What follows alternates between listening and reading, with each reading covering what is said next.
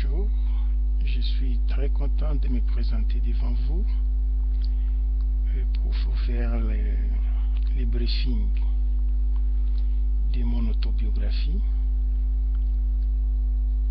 Je suis pasteur. Je réponds au nom de Riquin Mayenda Nzaou. C'est le nom que les parents m'ont donné.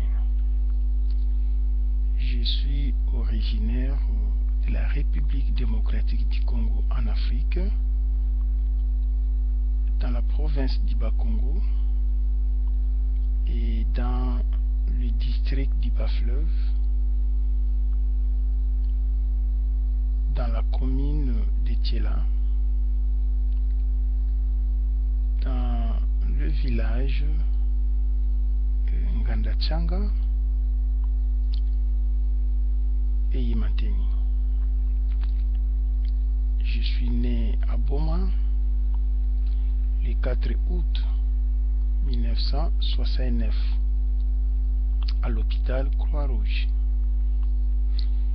Je fais mes études primaires là-bas à Boma. J'ai étudié dans une école appelée Sokol. Je fais 3 ans à Mwanda. J'avais fait ma 6e année primaire à l'Institut Moyo et ma première année CO au GESCOM. De là, j'ai quitté Bas-Congo pour arriver à Kinshasa, au quartier Bateke D. J'ai passé tout mon temps presque là-bas. Et quand je suis arrivé là-bas, Dieu m'a accordé la grâce de commencer à avoir les désirs de la prière. Je suis un enfant, aujourd'hui un papa, qui est déjà orphelin de père et de mère. Les grands-parents, tous sont déjà décédés. Je suis l'aîné de la famille.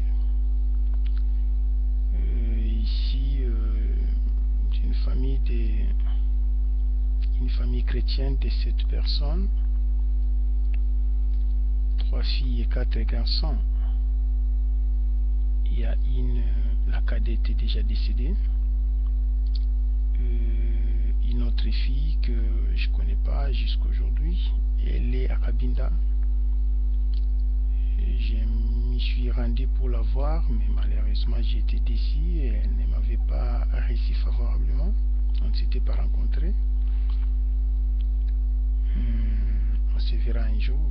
On m'a marqué par l'Éternel et on évolue comme ça. Je crois que mes parents et moi-même, nous sommes des protestants dans la communauté CEAC, communauté des alliances au Congo, quelque chose de pareil. Dès là, quand j'étais encore trop jeune, j'avais monté un groupe de chorale. J'étais dirigeant. À l'époque, c'était à Mwanda. La chorale s'appelait Kojiso. Et après cela, j'ai chanté à Côté Zadé, à Mwanda. Et à Kinshasa, j'ai chanté à la chorale Kotebo, l'Embacité. J'ai été baptisé à l'Embacité. Pendant que je suivais le cours du baptême, j'ai fréquenté aussi une église de réveil appelée le ministère sur les pas de Jésus-Christ.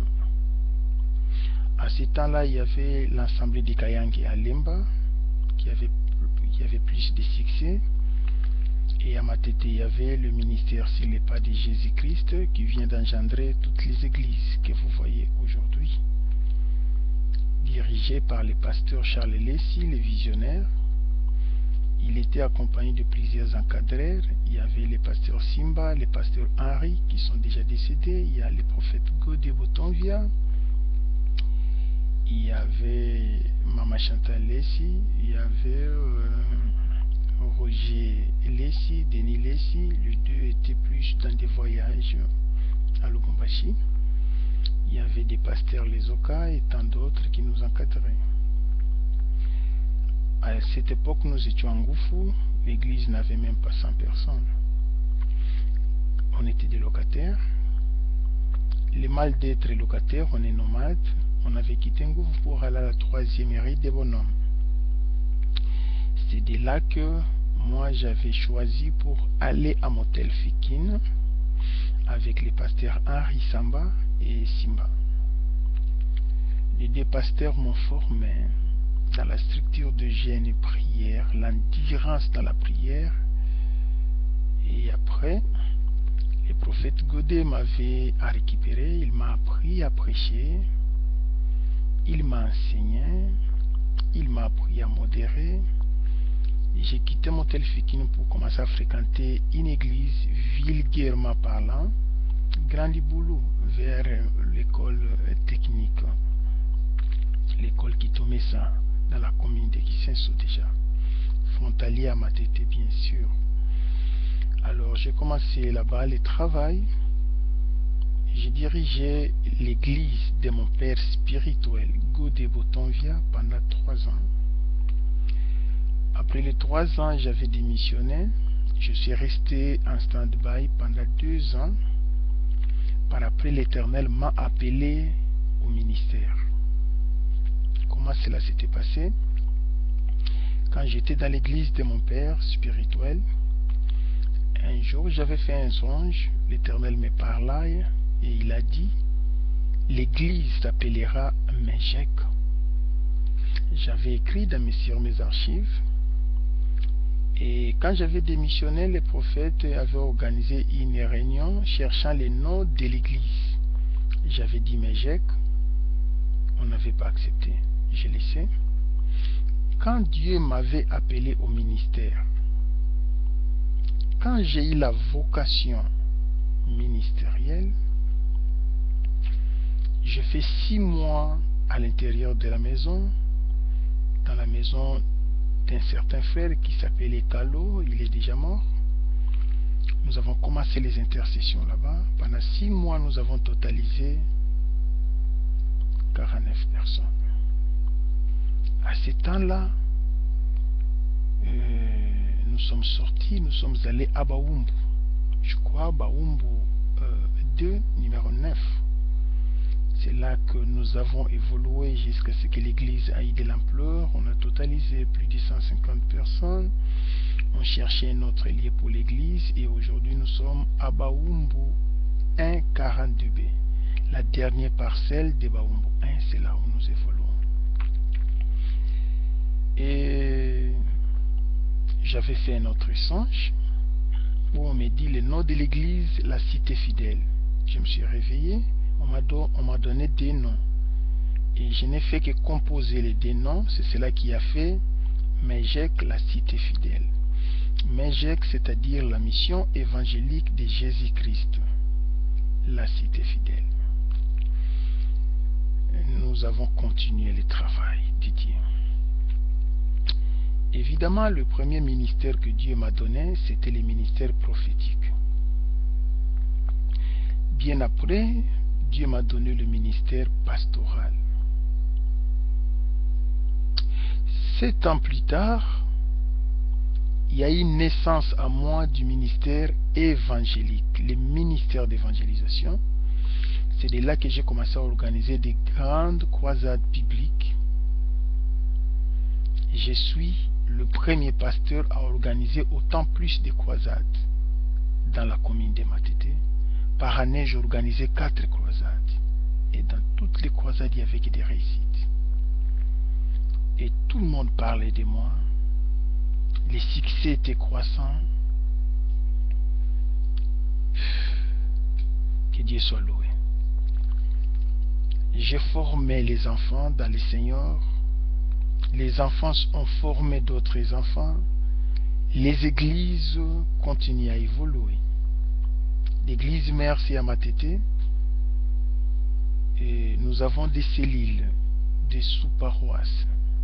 à Mongafula, nous en avons à Barumbu, nous en avons à Kissens au plateau, nous en avons à l'école technique, nous en avons à Tsaou, nous en avons à Kinzamvouete, nous en avons à Boma, nous en avons à Kabinda, nous en avons à Luanda. Et nous en avons, bientôt je vais aller inaugurer à Cape Town, Afrique du Sud. Aujourd'hui, Dieu a fait que je puisse poser ma résidence à Londres, étant que visionnaire de la communauté Mejek, qui a eu naissance le 4 août 1994. Dans l'année prochaine, qui a eu naissance le 16 mars 1994. Donc, l'année prochaine, la communauté Mejek va festoyer la 20e année d'anniversaire. Quant à moi, Riké Maïnda, je vais festoyer la 25e année du ministère. Suffisamment, j'ai l'expérience du travail. J'ai beaucoup travaillé dans le Seigneur et je continue à travailler. Je vais encore faire mieux si Dieu nous donne tous les moyens et si Dieu nous prête vie.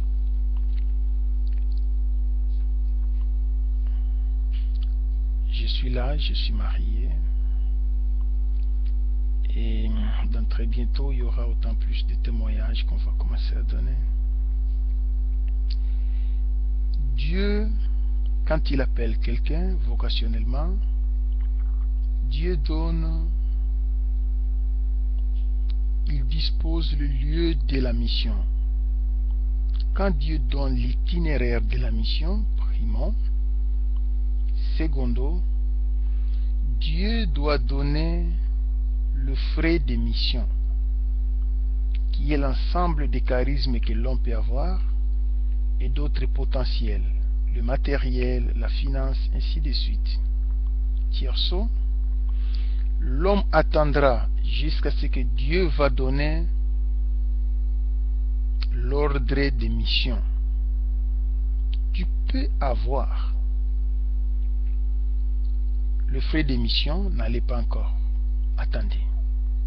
Tu peux avoir la planification du lieu de la mission. Attendez, n'allez pas encore.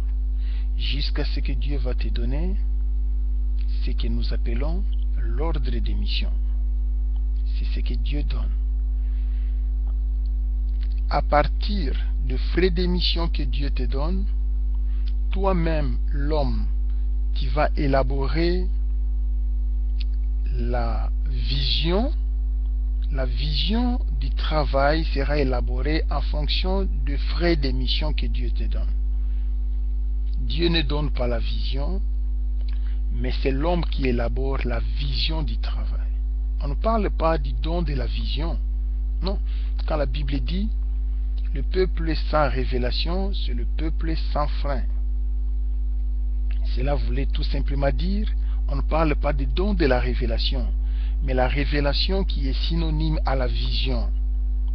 La pensée projective de l'homme, la pensée de l'homme qui se projette vers l'avenir en fonction de ce qu'il compte réaliser. Et tu élabores maintenant la vision, et en dehors de cela, c'est par là tu vas te concentrer et approvisionner les nécessaires à partir des frais d'émission que Dieu t'a donné. La provision, c'est l'homme qui les conserve, c'est l'homme qui les garde. La provision dépend des frais d'émission qu'on te donne. C'est à toi de bien gérer cela et alors tu réussiras. Si ça s'épuise avant le temps, tu n'achèveras pas la mission. C'est de cette manière-là que ça se passe. Je suis pasteur, j'ai exercé le ministère prophétique pendant longtemps, Dieu merci. Je n'ai pas usé la malhonnêteté, les mensonges, non. je n'ai fait que le travail. J'ai exercé le pastoral pendant tous ces temps. Je ne suis pas seulement pasteur, mais je suis aussi papa. Avec beaucoup de succès, j'ai exercé le ministère d'évangélisation. Dieu nous a beaucoup assistés. Nous avons contemplé des miracles. Nous avons contemplé des gens donner leur cœur, leur vie à Jésus. Les gens se convertirent. Et je suis très content. Je bénis l'Éternel car il nous aime beaucoup.